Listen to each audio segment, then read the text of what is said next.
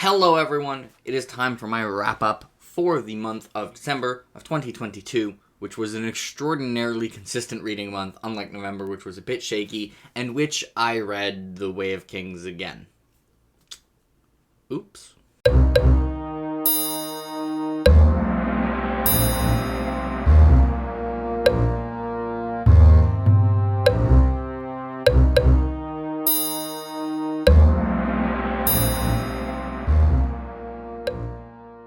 So this time I am going to actually remember to go in the format I said I would, but I'm going to start with rereads, because I reread The Way of Kings the first time reading it in the anniversary edition, and yeah, I still love the ever-loving crap out of The Way of Kings. Mild shock. It's one of my favorite books of all time. I think it's one of the best starts to a series with the hook. It introduces some of my favorite characters. I think there's not a chapter wasted despite it being a slow burn. The pacing inside each chapter is just exquisite. It's one of the books and series that has me deeply emotionally invested, deep diving, and also it's just a full-on page turner, which is why even though it's like, well, in the version I read, it's like 1,200 pages, but it's a 380,000 word book. It still took me 7 days to read, which is, not as long as most other books of this size would take me to read, because I simply can't put it down, even for the 8th time. It still gets a 9.8 out of 10. It's so good. Anyways, rereads aside, I only had one reread. I did read, other than The Way of Kings, 6 books in the month of December. So I had 6 new books, and then The Way of Kings.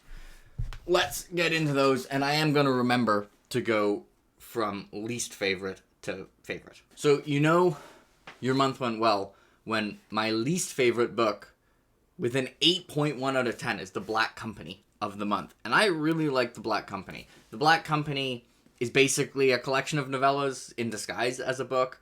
There's a lot of the times, like, it has really long chapters, novella-sized chapters, one could say. They'd be short novellas. They'd be borderline novellas, short stories. And then you get to another chapter and they're doing something else.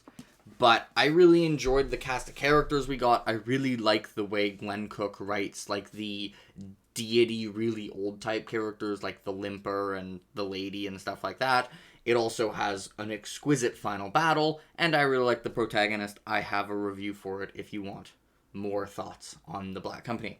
My next book on this list, with like an 8.2 out of 10, so still pretty, like, this is pretty damn good. It's close to The Black Company, was the finale of the Fionnevar Tapestries, The Darkest Road by Guy Gavriel Kay, which, on one hand, it's the first Guy Gavriel Kay book I haven't given 5 stars. I do think, from a writing perspective, it is better than the first 2 Fionnevar books, but I felt like my lack of knowledge in Celtic mythology and Arthurian legends hindered my enjoyment of this book. While in every other book Guy Gavriel Kay has had, he's had a historical setting, or for Fionnevar, the setting is based on, like, classic fantasy like Tolkien, but also Arthurian legends and Celtic mythology. In all his other books, he has done a good job of making me not feel like I'm missing out due to a lack of knowledge of the subject. Like, when I'm reading Tigana, I wasn't like, I could have enjoyed this if only I had studied the Italian Renaissance, or the same thing for Lines of Aurizon. It's like, if I'd studied Spain in the Middle Ages, I could have got this. This, I did sometimes get the feeling that I was missing out due to my lack of knowledge in the subject matter. I will say, I still really enjoyed it. I think Guy Gavriel Kay's prose is basically up to Tigana quality in this book. So this is one of those things where I just enjoy the way he writes enough that I don't think I'm ever going to dislike a Guy Gavriel Kay book. And it had a focus on my favorite character in this trilogy, and everything with that character, who I guess I can say their name, everything with Darian was splendid. The ending was really, really good. I think one thing Guy Gavriel Kay is extremely good at is having sad moments in a way that don't feel cheap, and it's largely because they also tend to be inspirational. So overall, I really enjoyed the Fionnevar Tapestry. I think it's a wonderful trilogy, but book 2 is actually my favorite, even though I think the dialogue is noticeably better in this, and the prose of Guy Gavriel Kay is getting up to, like, Tigana qualities. And, like, it doesn't feel I think if you jump straight from the Summer Tree to Tigana or vice versa, you can be like, okay, his writing was noticeably better in Tigana. Well, I don't know if that would be the case for The Darkest Road, but I enjoyed the story more for the Summer Tree, even though I think The Darkest Road was better written. But it's still really good.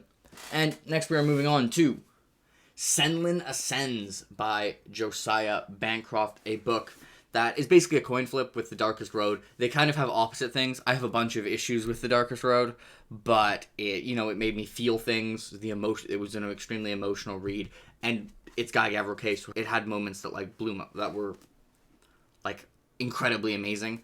Well, Senlin didn't like hit me in the feels super hard or have any moments that would be like, ridiculously fantastic in my opinion, but it was extraordinarily solid. It had a really well-written protagonist who I think is complex, a fantastically unique setting. For those who don't know, this is basically a tower. It's the Tower of Babel, and it's got like ringdoms. Each ring in the tower is like its own little society that's corrupt in its own unique way. Super fascinating concept, great execution.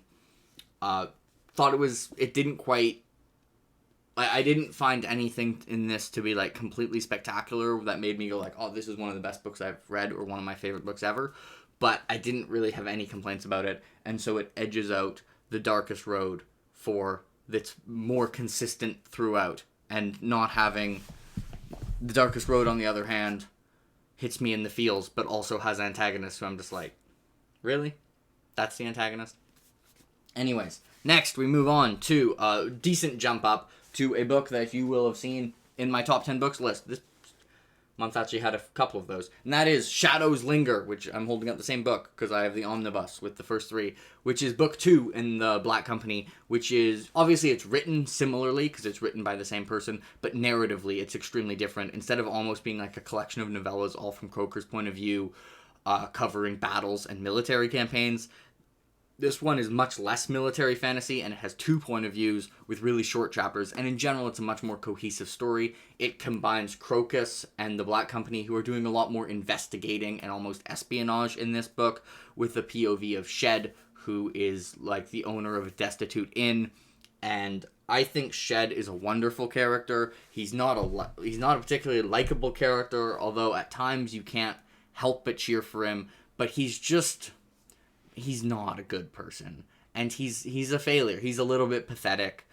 but I really enjoyed the way these plot lines moved together, and then the last third, again, it had a final battle that was great, and I love the way it wrapped up, and I'm excited to continue with The White Rose. And that is it for 4 stars. So we had 4 4-star books. We're doing well. This was a solid month. We next move on to the 2 new 5 stars, which technically are 4.5, but you know what I mean, above 9 out of 10. And that is Jade Legacy, the finale of the Greenbone saga by Fonda Lee. This was one of the most ambitious final books to a trilogy I've encountered. The amount of time and characters it covers relative to the pages is, I think, pretty extraordinary. And it sticks the landing and doesn't screw it up is the much more impressive part. Where this book, most of the chapters, where if you read a chapter, will cover like a small point of time or something in the micro, and yet the main story, like for the larger story, all those things kind of combine in some way that may involve space magic, and you get a really good idea of the larger story. I think the thing Fonda Lee has improved on the most for Jade City is her writing of human emotion and making the impactful moments land the way they should. And yeah, I mean, it's one of the best modern fantasy trilogies that's out there. I would highly recommend it, even though I still want this book to be 400,000 words. Excluding rereads, my book of the month is Hyperion by Dan Simmons. This is, there's actually kind of we've got 2 things at the same rating, and the story is the same for both. We've got at 8.2 high highs and lower lows with solid consistency, and then at 9.2 with Jade Legacy and this the same. I think this is not inconsistent in quality as Jade Legacy. Jade Legacy, where it's like basically every chapter, I think is excellent. This doesn't have any sections I dislike. I really love the book, obviously, but it has sections that, you know, if I read that section, you wouldn't expect it to be a 9-star book. It also has what might be the best thing I've ever read. So that bumps it up quite a bit. So for those who don't know, Hyperion also has a collection of novellas as well as like a main ongoing narrative where the people in the main narrative are telling their stories to the others. I think Dan Simmons' display of voice is incredible. If you want more thoughts, I do have a Hyperion review. It's an amazing book. It's also every genre, and it does get the award for my book of the month is Hyperion. I will hopefully be getting Fall of Hyperion in January. I hope to get that done. We will see how I do. I'm going to quickly cover what I hope to read in January, just because I don't want to post my own January video because it's already January 10th, but I'm going to quickly go over it.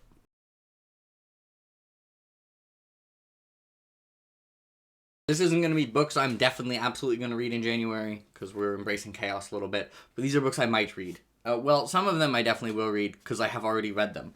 Like, for example, The Dragonbone Chair, which I plan to read in January, and half read. It was very good. And this is one I'm not going to read, I can tell you, because I started Shorefall, and I got about halfway in Shorefall, and then I was like, screw you for Shorefall, I don't like you that much. Let's see if it's indestructible as well. Yeah, I just didn't like Shorefall, so I DNF'd Shorefall. But it was on my plans, so that happened. Anyways, I also have started rereading The Lord of the Rings by J.R.R. Tolkien, and I am enjoying the crap out of it. I have said, if you talk to me on Discord, I think the first time I read Tolkien, I was reading it with the wrong expectations and approaching it incorrectly, and I'm going to do a video talking about this, assuming I continue to enjoy this as much as I am. I read the first book, I thought it was excellent, and it was, the first time I read it, my least favorite book in The Lord of the Rings. So that is going splendidly. I'm so happy to say how much I'm enjoying Lord of the Rings, because I really wanted to like it this much the first time, and I just approached it the wrong way the first time. Anyways, I am absolutely going to read A Song for Erebone by Guy Gavriel Kay. That is right, we are back to historical standalones, and I am extraordinarily excited because from what I've seen so far, the historical standalones are just kind of better than the Fionnuala tapestries. This is one that I see very often in the middle of the pack for Guy Gavriel Kay books, where I don't hear people talk about how A Song for Erebone is their favorite. I also don't see people putting it in their least favorite. So far I've kind of read 2 that are like the most popular Guy Gavriel Kay books, and then 3 that are like considered some of the worst. So this is going to expect to be like a middle of the pack Guy Gavriel Kay book, which will probably be a book I like more than about 90-something% of other books. And then something that is worth noting is that I have applied on NetGalley for the arc for Kingdoms of Death by Christopher Rocchio. If I get that, I'll be dropping everything else, and we'll be reading Kingdoms of Death by Christopher Rocchio, because Sun Eater. And after A Song of Erebone and Kingdoms of Death, I will hopefully be doing The Fall of Hyperion, the continuation of Hyperion, which obviously was my book of the month. I know this series gets progressively more divisive as you go through, with Fall of Hyperion somehow apparently having even higher highs and even lower lows. I don't know how you're going to have higher highs than The Scholar's Tale. Good luck with that. But we'll see. I've seen multiple people say it has higher highs than Hyperion. I don't know how that's possible. I've also seen people say it has lower lows. That's certainly possible. Not super looking forward to that, but whatever. It'll probably be pretty good anyways. I hope I enjoy it. I probably won't be getting to both of these, but if I finish that in time, which I should, I'll be reading The White Rose or The Arm of the Sphinx by Glenn Cook or Josiah Bancroft. I'm pretty excited for both of these. Really enjoying both series. I see most people say that 2 and 3 for Senlin, they like more than 1, with 4 going crazy in every direction. And I don't see that many people talk about the Black Company, so I don't know where The White Rose normally falls in. But I'm excited to read it anyways and see what we got. Hopefully it can be as good or even better than Shadow's Linger. Alright, you know me, I like to keep my TBRs short. Hopefully I continue to enjoy Tolkien. Let me know what you read in the month of December and what you hope to read in the month of January. If you've read anything that I have on here and what you think, have a nice day, everyone.